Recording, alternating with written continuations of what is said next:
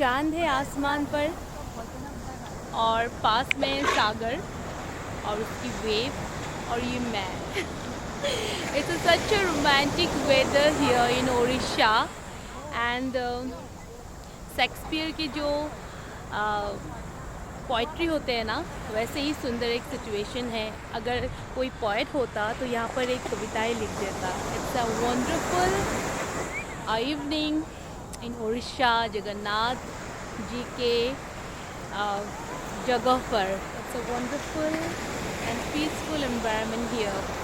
Just look at it and see. Wow.